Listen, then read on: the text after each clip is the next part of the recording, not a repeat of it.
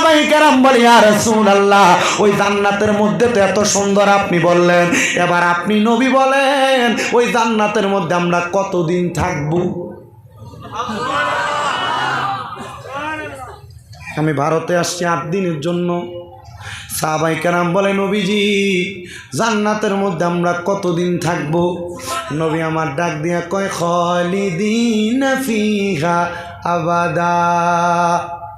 আল্লাহু আকবার। আস্তে নবী বলেন আল্লাহর কোরআন থেকে খালিদিনা ফিহা, সেখানে তোমরা 1 দিন 1 মাস 2 মাস 1 বছর না, ওই জান্নাতের মধ্যে তোমরা চিরস্থায়ী বাসিন্দা হইয়া থাকবা।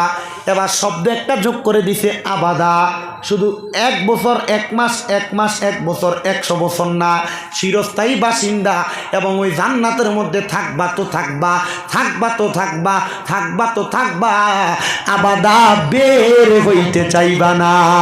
জবান খুলে জুড়ে বলেন সুবহানাল্লাহ। আরে আমরা বড় ভাগ্যবান, আমরা রে নবী আল্লাহর মেহমান। বলেন আমরা বড় ভাগ্যবান, আমরা রে নবী আল্লাহর মেহমান। বলেন আমরা বড় ভাগ্যবান, আমরা রে নবী। ওরে গেলেন নবী মেরাজেতে,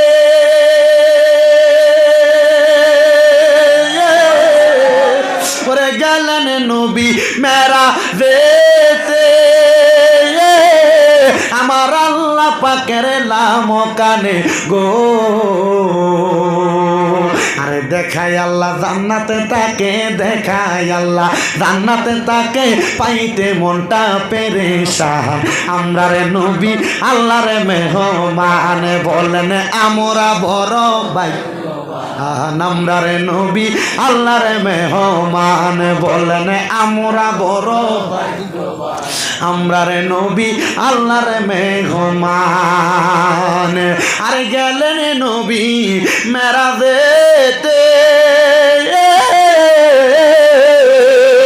আমার আল্লাহ পাকের লামকানে গো। দেখাই আল্লাহ জাহান্নাম তারে, দেখাই আল্লাহ জাহান্নাম তারে, নবী কান্দে বারে বার।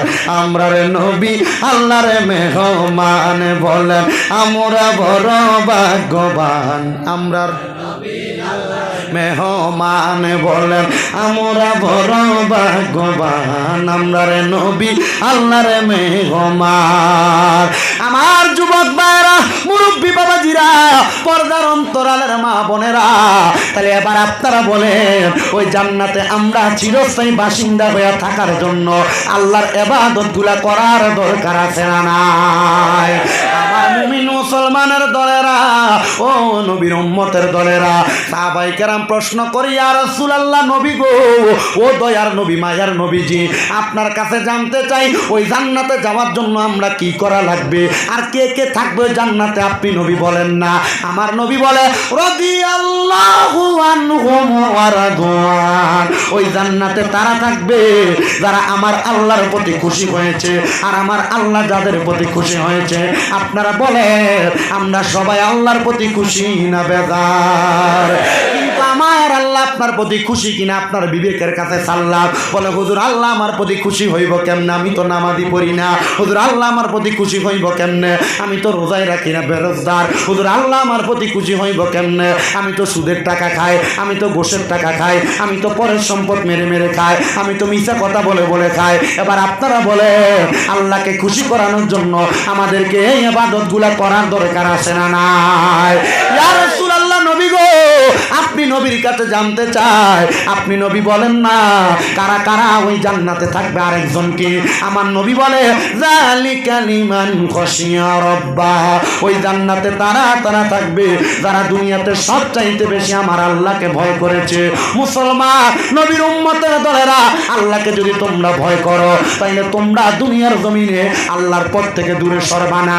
এবার আল্লাহকে কারা কারা ভয় করে, এবার আল্লাহর নবী আল্লাহর কোরআন থেকে বলতেছে, যেন শোনো দুনিয়ার মুসলমান দলেরা, ওয়াবুদুল্লাহ ওয়ালা তুশরিকু বিহি শাইআন ওয়া বিল ওয়ালিদাইনি ইহসানা। আল্লাহকে তারা তারা যারা ভয় করে, যারা দুনিয়ার জমিনের মধ্যে আল্লাহর ইবাদত করে। 2 নাম্বার, আল্লাহর সঙ্গে কোনো জায়গার মধ্যে শিরিক করে না, আল্লাহ তারা কাউকে সিজদা করে না, আল্লাহকে খোদা হিসেবে, আল্লাহকে প্রভু হিসেবে মানে। আর 3 নাম্বার, ওয়া বিল ওয়ালিদাইনি ইহসানা, এবং তারা তাদের মা বাবার খেদমত করে। এই সন্তানের দলেরা, এই আমার গাংপাড়া এলাকার বাবাজিরা, ভারতের আসাম রাজ্যের হাইলাকান্দি গাংপাড়া এলাকার যুবকের দল, মুরব্বী বাবাজিরা, যদি তোমরা ওই আল্লাহরে রাজি এবং খুশি করতে চাও, আল্লাহকে ভয় করো, ওই আম্মা আব্বার প্রতি সম্মান করো, আম্মা আব্বার প্রতি শ্রদ্ধা করো। অনেকে আছে মাকে বুড়া বেড়ি বলে ডাক দেয়, মাকে বুড়ি বলে ডাক দেয়, বাবাকে বুড়া বলে ডাক দেয়। সন্তান বিবাহ করার পরে বউ পাইয়া তুমি তোমার মাকে ভুলে যাও, বউ পাইয়া তুমি তোমার বাবাকে ভুলে যাও না রে সন্তান। আল্লাহর রাস্তায় তোমার পায়ে হাত দিয়া বলি, যদি তুমি তোমার মাকে তোমার বাবাকে ভালোবাসো, এখান থেকে বাড়িতে যাইয়া সব সন্তান একটা ওয়াদা করো, আমি আমার মার পায়ের মধ্যে ধরে মাপ চাইবো, আমি আমার বাবার পায়ের মধ্যে ধরে মাপ চাইবো। মাপ চাইয়া চাইয়া বলবা, মা গো মা, আমি আপনার সঙ্গে জীবনে অনেক অন্যায় করেছি, জীবনে অনেক বেয়াদবি করেছি, আপনারা আমাকে মাপ না করলে আমি আপনার পাও ছাড়বো না। যতক্ষণ পর্যন্ত আপনার মা আপনার বাবা মুখ দিয়া বলছে আপনাকে মাফ করে দিছি, ততক্ষণ পর্যন্ত আপনি আপনার মা বাবার পাও ছাইরেন না। এই মাহফিল কবুল হবে কিনা তার গ্যারান্টি কেউ দিতে পারবে না। তবে আমি শামীম রাজা একটা গ্যারান্টি দিয়া যাই রে যুবকের দল, এ আসাম রাজ্যের হাইলাকান্দির বাবারা, একটা এখান থেকে কথা বলে কেন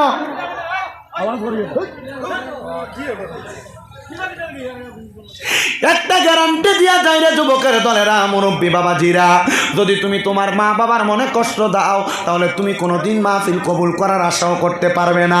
হে যুবক ভাইরা, মুরব্বী বাবাজিরা, মনোযোগের সাথে শোনো, এই মাহফিল কবুল হবে কিনা এটার গ্যারান্টি কেউ দিতে পারবে না। তবে একটা গ্যারান্টি আমি দিয়া যাই, আজকে যে বললাম মা বাবার পায়ে ধরে মাপ চাওয়ার জন্য, যখন আগামীকালকে এই এলাকার দাড়ি পাকা মুরব্বীরা দেখবা দোকানে বৈশা বৈশা বলে, বাংলাদেশ থেকে শামীম রাজা ভারতের হাইলাকান্দিতে আইসা আমরা সন্তানরে আমরার পায়ে ধরে মাপ চাওয়ার কথা বলছে, আর আমরা সন্তান আমরার পায়ে ধরে মাপ চাইছে, আমি বাবার কলিজাটা ঠান্ডা হয়ে গেছে, তাইলে মনে করবা মাহফিল সফল হয়ে গেছে। এই সন্তানের দল, এ মুরব্বী বাবাজিরা, এই এলাকার মা বোনেরা যদি একজন আরেকজনকে বলে, হ্যাঁ হ্যাঁ হ্যাঁ শামীম রাজার কথা শুনে আমরার পায়ে ধরে আমরা সন্তান মাপ চাইছে, তাইলে মনে করবা মাহফিল কবুল হয়ে গেছে। যুবকের দলেরা, মুরব্বী বাবাজিরা, মাপ চাওয়ার কথা বললাম, কিন্তু সন্তানদেরকে প্রশ্ন করে দেখো, হুজুর আমি মাপ চাইবো দূরের কথা, আমি তো 2 ঈদে মা বাবার পায়ে ধরে সালামি করি না, আমি মাপটা চাইবো কি? কিন্তু আল্লাহর নবী বলে শুধু মাপ চাওয়া না, মাঝে মাঝে সুযোগ পাইলে আম্মা আব্বার কদমের মধ্যে চুমা দিবা। হুজুর এটা কেমন কথা বললেন? আল্লাহর নবী শিক্ষা দিয়া দিতেছেন, আম্মা আব্বার কদমে চুম্বন করলে আল্লাহর জান্নাতের চৌকাঠে চুম্বন করার সওয়াব পাওয়া যায়। বলেন সুবহানাল্লাহ। কিন্তু অনেকের মনে প্রশ্ন, হুজুর যাদের বাড়িতে বাবা আছে তারা বাড়িতে যায় বাবার পায়ে ধরে মাপ চাইব, বাবার পায়ে চুমা দিব, হুজুর আমার তো আব্বা নাই, আমি কার পায়ে ধরে মাপ চাইব? হুজুর যাদের বাড়িতে মা আছে তারা বাড়িতে যে আমার পায়ে ধরে মাপ চাইব, হুজুর আমার তো মা নাই, আমি কার পায়ের মধ্যে ধরে মাপ চাইব? এ সন্তানের দল, এখন বুঝি তোমার মায়ের কথা বেশি বেশি মনে পড়ে, এখন বুঝি তোমার বাবার কথা বেশি বেশি মনে পড়ে। আরে ওই আব্বা নিজে না খাইয়া তুমি সন্তানরে দামি দামি খাবার খাওয়াইছে, আজকে ওই বাবা কবরে কেমন আছে জানো না? বাবা জান দুনিয়ার জমিনে তুমি সন্তানরে মানুষের মতো মানুষ বানাইছে, আজকে তুমি সন্তান ওই বাবা জানের খবর জানো না। তোমার বাবা কলিকাতায় কাজ করছে, বিদেশে যায় নিজের মাথার গাম পায়ে ফালাইয়া তোমারে মানুষ করছে, কিন্তু সন্তান তুমি ওই আজকে ওই বাবা বিদেশে থাকলে মোবাইলের মাধ্যমে বাবার খবর নিতা, কিন্তু ওই আব্বা জান এখন অন্ধকার কবরে যে তুমি বাঁশ গাছের নিচে শোয়া দিয়ে আসছো, বাবা কবরে কেমন আছে তুমি জানো না। বাবা তুমি কেমন আছো ছোট মাটির ঘরে, তোমার কথা হৃদয় মাঝে পড়ছে বারে বারে বাবা গো ও বাবা বাবা গো ও বাবা দরজাটা খুলতে খেয়ে যাই ধোকা বাবা বুঝি বলছে এলে নাকি খোকা বুকের ভিতরটা লড়ে চড়ে উঠে সবাই আছে শুধু মানে এই জিজ্ঞাসা করে দেখো যাদের মা নাই তারা এখন বাড়িতে গেলে শান্তিতে ঘুমাইতে পারে না। আগে মা জননী রাত্র গভীর গইল ভাত বাইরা দিয়া নিজে বৈশা থাকতো, সন্তান রাত্রে রাত্রে ভাতগুলা খাবে, কিন্তু এখন মা নাই, বউয়ের মতো ঘুমায়, ভাত বাইরা দেওয়ার মতো কেউ নাই।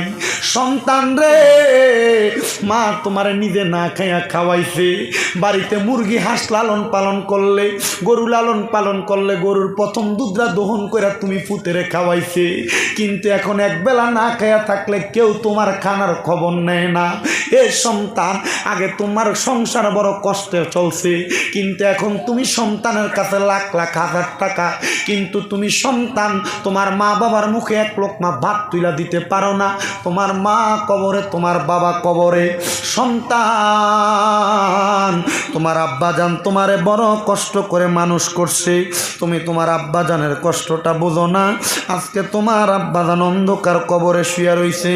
সন্তানের দল, হে নবীর উম্মতের দলেরা, আব্বাজান কবরে কেমন আছে তুমি জানো কিনা জানি না, তবে একটা কথা আমি তোমার কাছে বলে দিয়ে যাই, ওই আব্বাজানের কবরের খবর যদি তুমি নিতে চাও, তাহাজ্জুদের নামাজের মধ্যে আব্বাজানের জন্য চোখের পানি ফালাইয়া কানবা, আল্লাহ আমার আব্বা আম্মার কবরের আযাব মাফ করে দেন। যারা তাদের মা বাবার কাছে মাপ চাওয়ার কোনো সুযোগ নাই, আম্মা আব্বার কবরের সামনে যাইয়া আল্লাহর দরবারে মুনাজাতে হাত বাড়াইবা, রব্বির হামহুমা কামা রব্বায়ানি সগীরা ওয়াকুর রব্বির হামহুমা কামা রব্বায়ানি সগীরা। নবী আমার বলে কোন সন্তান যদি মুনাজাতের মধ্যে তার মায়ের জন্য, তার বাবার জন্য রব্বির হামহুমা কামা রব্বায়ানি সগীরা বইলা তার চোখের মণি কোঠার মধ্যে একটা মাছির মাথা পরিমাণ পানি ছেড়ে দিয়ে কান্না করে, ওই পানিটা মাটিতে পড়ার আগে আমার আল্লাহ তার মা বাবার জীবনের গুনাহ মাফ করে দেয়। তাকে দেখো তোমার ডাইনে বামে কত এতিমেরা মার জন্য কান্দে, কত এতিমেরা বাবার জন্য কান্দে। সন্তান মা নাই বাবা নাই, মনটা বুঝি কান্দে। চিন্তা করো না, আম্মা আব্বার জন্য খাস করে করে দোয়া করবা, আর যাদের মা বাবা আছে মা বাবার যথেষ্ট পরিমাণ সম্মান করবা। এই মা বাবার মতো রত্ন দুনিয়াতে থাকতে যত্ন করো, যত্ন করলে আল্লাহ তোমার বরকত দান করবে। একজন আশেক সুরে সুরে বলে, আল্লাহর পরে নবী আমার, আল্লাহর পরে নবী আমার, তারপরে মা জননী, মা যে আমার নয়নের মণি, হায়রে মা যে আমার বলো আল্লাহর পরে নবী আমার, আল্লাহর পরে তারপরে মা জননী, মা যে আমার নয়নের মণি, মা যে আমার নয়নের। হে যুবক, তোমার ঘরে কত মেহমান খাবার খায়, কিন্তু তুমি তোমার মার মুখে এক লোকমা খানা তুলে দিতে পারো না। তোমার আব্বা তোমার কত নতুন জামা কাপড় কিনা দিছে, তুমি তোমার আব্বা জানরে 500 টাকা দিয়ে একটা লুঙ্গি পাঞ্জাবি কিনা পরাইতে পারো না। বাবা জান অন্ধকার কবরে, কি হইব তোমার টাকা দিয়া, কি হইব তোমার পয়সা দিয়া? তোমার বাড়ির অভাব নাই, টাকা পয়সা ব্যাংক ব্যালেন্সের অভাব নাই। সন্তানের দলেরা কদমে হাত দিয়া বলি, তোমার মা বাবা তোমার যে জায়গা জমি দিয়া গেছে, ওই জায়গার মধ্যে তুমি যে থাকো, মাসে যদি 5,000 টাকা করে ভাড়া দিতা, 12 মাসে তোমার কিন্তু 60,000 টাকা ভাড়া লাইগা যাইতো। একটা সন্তান এই গাংপাড়া মসজিদের মাহফিলে বসছেন, আমি মুসাফির মানুষ, আপনাদের সবাইকে নিয়ে কিছুক্ষণ পরে দোয়া করব। কেউ কি একজন আছেন হুজুরে গাংপাড়া মসজিদের জন্য আমি 20,000 টাকা দান করব?